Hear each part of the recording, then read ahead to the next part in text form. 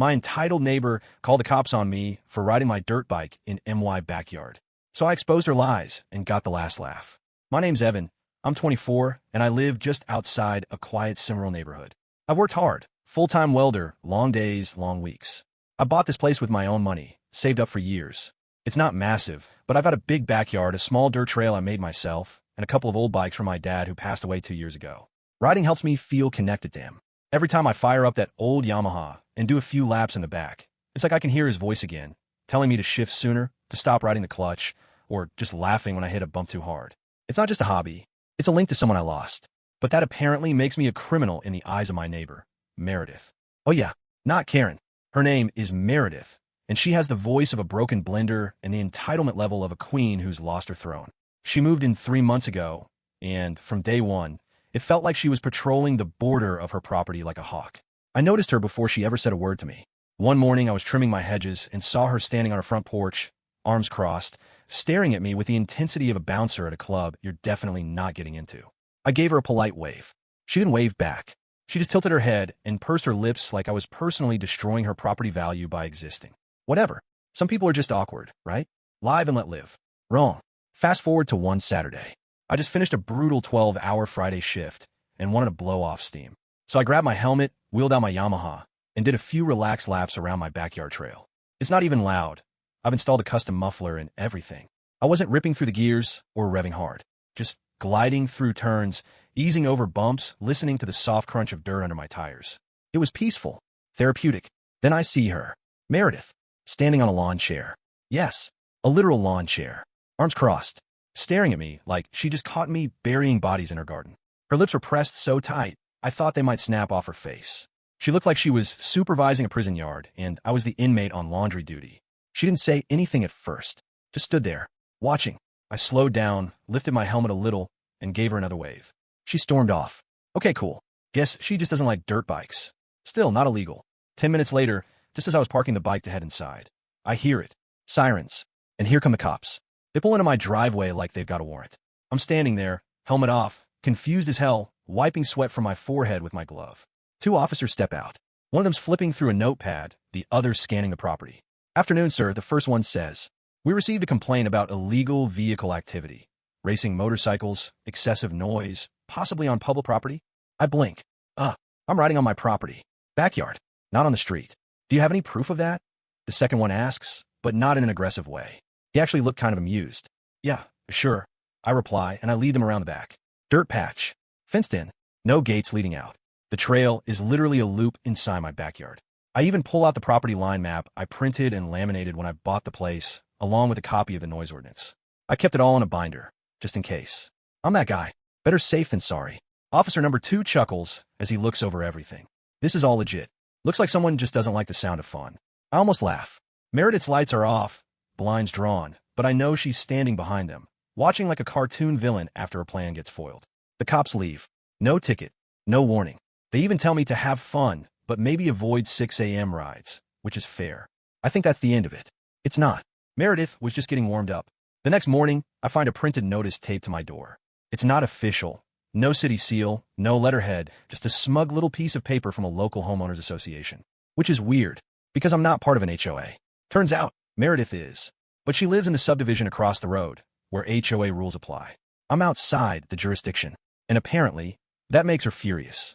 According to the notice, I was in violation of HOA rules regarding noise, vehicle usage, and community disruption. I later found out that she went door to door collecting signatures for a complaint she filed on my behalf, forging the names of people who either weren't home or hadn't agreed to anything. That same week, she goes full unhinged. She starts blasting opera music at 6 in the morning. Not through her windows. No, from external speakers placed on her porch, facing my property. Every morning. Full volume. The kind of opera that makes your skin crawl. I wake up thinking I was in a Dracula movie. She also starts flying a drone over my yard. A little silver one with blinking red lights. I saw it hovering near my garage, dipping low to try and catch footage over the fence. When that didn't work, she took it further.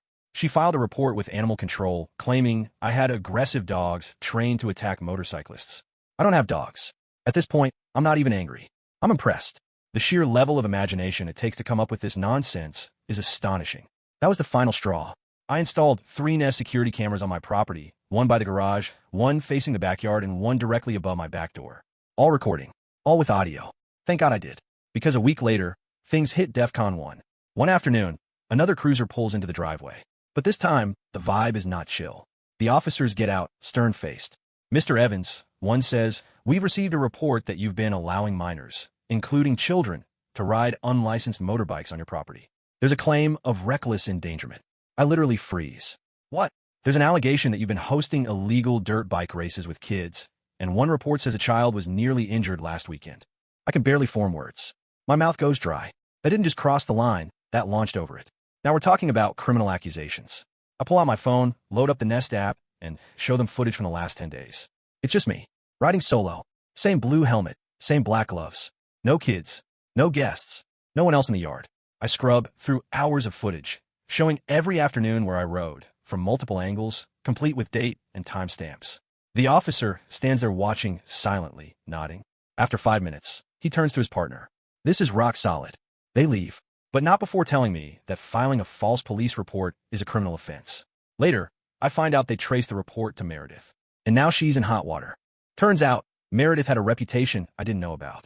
A few days after the police cleared me and warned her for filing a false report, one of my other neighbors, an older guy named Rick who's lived in the neighborhood for over 20 years, stopped by while I was hosing down the dirt trail. He leaned on my fence and just shook his head. "Let me guess," he said. "Meredith filed some nonsense complaint about your riding?" I blinked. Yeah. How'd you know?" "She pulled the same thing on the Petersons last year. Said their lawnmower was too loud. Tried to get animal control out here because she claimed it was scaring her dog in his seizures." I stared at him, stunned. She filed a police report on a lawnmower? Twice. It was like someone lifted a curtain. Meredith wasn't just difficult. She had a pattern. A record. She'd been warned already for wasting city resources and making false claims. So when she came after me and got caught lying, this wasn't a first strike. It was strike 3. The city fined her. And not some slap-on-the-wrist fine either. They hit her with a hefty citation for filing a false police report and for abusing emergency services. But that wasn't the end of it. Apparently, there's a threshold for repeated misuse of city services, especially when it involves falsified claims that waste police time. And she'd passed it. The city officially logged her behavior as misuse of emergency resources and issued a formal warning that if she filed one more false report, they would pursue criminal charges. Not civil. Criminal. She tried to fight it, of course. Sent a letter full of legal buzzwords to the city council, complaining about injustice, harassment, and targeted discrimination. It was laughable. She even suggested I was intimidating her with cameras, as if documenting her trying to ruin my life was somehow the crime. But while she was busy throwing legal spaghetti at the wall, I had my own plan brewing. Remember that forged HOA complaint she tried to hit me with? Yeah, that wasn't over. So I did what she didn't expect. I walked straight into the HOA office she belonged to, the one across the street, and asked for a meeting with the board. It took one call to get it scheduled. 3 days later, I walked in, binder in hand, with everything laid out. I handed them a printed copy of her complaint. Underneath her signature were 5 neighbor names, all of whom I personally knew. I'd spoken to 3 of them the day I got the notice, and none of them had signed anything. So I brought signed statement from them saying exactly that. I even played a recording from one of them, Mrs. Blackwood, a sweet retired teacher, saying, "I didn't sign a thing. That woman is out of control." I followed that up by showing them my camera footage of Meredith pacing in front of my house, slipping papers in my mailbox, and photographing my garage like she was casing it for a heist. The HOA board members were dead silent for about a minute. Then one of them, a guy named Bruce, looked up and muttered, "She's done this before." Apparently, Meredith had pulled similar stunts within the HOA. Filed noise complaints against people for hosting 4th of July cookouts.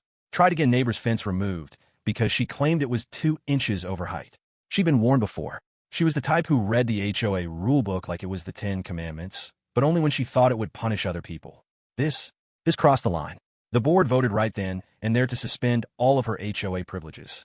That meant no voting rights, no ability to propose new rule changes, and no involvement in neighborhood planning. She was also fined $1,500 for fraudulent documentation, a direct violation of HOA policy. And since she'd falsified signatures, they referred her case to the HOA's legal team for further review. I walked out of that meeting with a weight off my shoulders. For the first time since she'd started her crusade, it felt like someone actually listened and acted accordingly. And then came the cherry on top. 2 weeks later, I noticed a real estate agent's SUV parked outside Meredith's house. A few hours after that, a for sale sign popped up on her lawn. Big, bright red. The kind that screams, "I want out now." I didn't throw a party. But I did sit on my back porch with a cold beer and watch her drag a suitcase to her car a few days later. Her face was tight, lips drawn, like she was sucking on a lemon dipped in battery acid. She didn't look at me. She didn't wave. She just climbed into her car and drove off like the entire neighborhood offended her by continuing to exist. That was the last time I saw her. Now, life's good. I still ride. Every Saturday and Sunday, I fire up the Yamaha, cruise a few laps, and take in the breeze. My neighbors? They don't just tolerate it. They wave when they hear the engine. One guy even stopped by with his teenage son and asked if I could help him get into dirt biking. And just to seal the deal, I went the extra mile. I had a custom metal sign made, big and bold, and mounted it on my back gate. It reads, "Private property. Yes, I ride here. Yes, I have cameras. Yes, I know my rights." It's perfect. Cars honk when they drive by. Some slow down to read it and laugh. One guy stopped just to say, "That's the most badass thing I've seen all week." People who know the story, they get it. Every now and then, I still think about Meredith. Not in a bitter way, more like a cautionary tale. She thought she could weaponize fear. Thought she could manipulate systems that were meant to protect people, not punish them for enjoying life on their own property. She underestimated two things: my patience and my paperwork. See, I could have fought her with anger. I could have escalated things, yelled, threatened back. But that's what she wanted, a reaction. Instead, I stayed calm, kept receipts, and let her dig her own grave. And when you're dealing with someone who thrives on drama, that's the best revenge you can have. Just stay quiet, stay smart, and let the facts bury them. You'd think riding a dirt bike in your own backyard wouldn't spark a war. But some people, they need control so badly, they'll declare battle over anything. A noise, a patch of dirt, even a moment of joy. And when that person is someone like Meredith, someone who believes their discomfort is more important than your rights, it's only a matter of time before they push too far and snap the leash on themselves. So if you're listening to this, and you're dealing with an entitled neighbor who thinks they run your life, keep records. Stay calm. Be smart. Because when the dust settles and the facts come out, they'll be the ones packing their bags. And you'll still be riding. Free. On your own land. Exactly where you belong.